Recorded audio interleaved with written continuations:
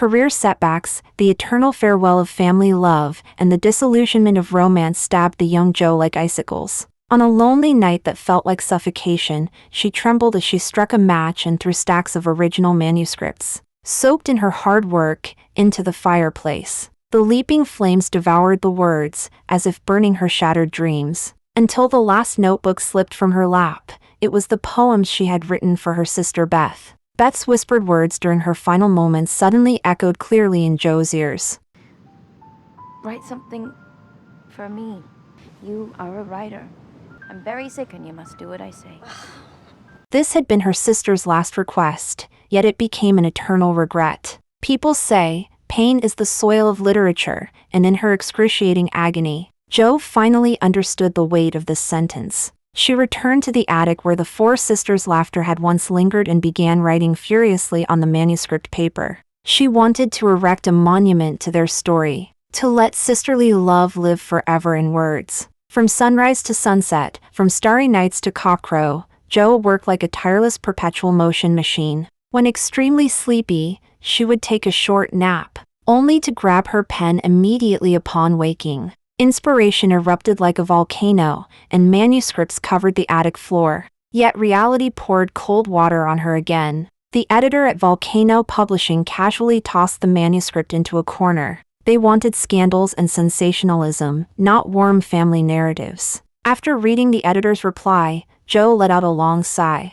She had already anticipated this outcome. In this era, society was indeed harsher on women. But fate revealed a glimmer of hope in the despair. Aunt March, who had once argued with her about as the only way for a woman not to marry to become rich, left her a luxurious manor. This stubborn old woman might have already understood the rebellion and perseverance in Jo's soul during their debates and had prepared a way out for her. However, Jo did not indulge in material gifts. She decided to use the money to establish a school where both boys and girls could attend, making up for the educational regrets they had once suffered. Just as she was vigorously preparing for the school, her work sent to the publisher also ushered in a new turning point. What is that? What do they want? I have no idea. Father, are you publishing What this? happened to the Little Women? Tell me you have the rest of this book.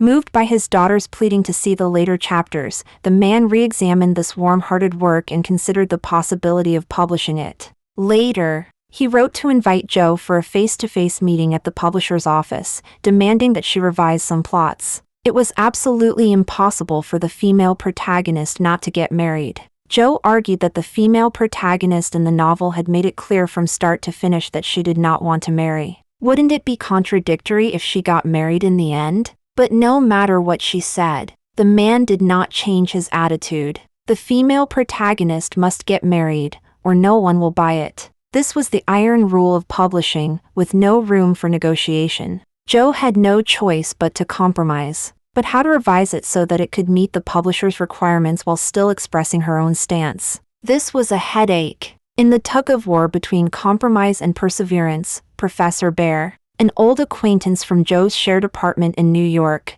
suddenly visited. Her family mistakenly thought this male friend was her suitor and showed great enthusiasm, trying hard to matchmake them. Feeling everyone's eager gazes, Jo couldn't help but shake her head and smile. Suddenly, an idea struck her. Why not use Bear as a prototype?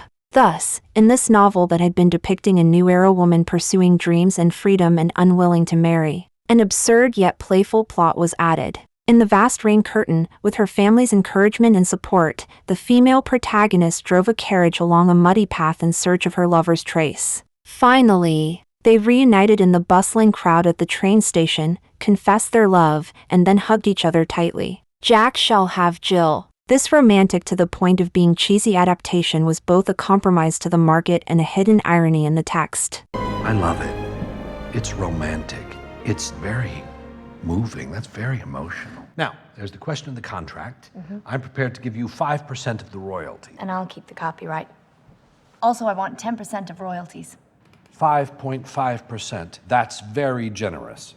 Sitting at the desk now was no longer Jo March, the character forced into a happy ending in the book, but Louisa May Alcott, holding a pen. She had modeled the character after herself, letting Jo bear the dreams and struggles, yet in reality, she chose a different path. Remaining unmarried for life. supporting her family with multiple identities as a maid, teacher, and seamstress, and always guarding the purity of her writing throughout the long years before Little Women was published. The unexpected success of Little Women shocked everyone. For over 100 years, this imperfect work has become an American literary classic. Jo's story is like a beam of light, illuminating the confusion of countless women. Women can have not only marriage but also dreams and pursuits. Louisa proved with her words, true fulfillment has never been about living up to others' expectations, but about making the soul shine brightly through the cracks between compromise and perseverance. I just feel like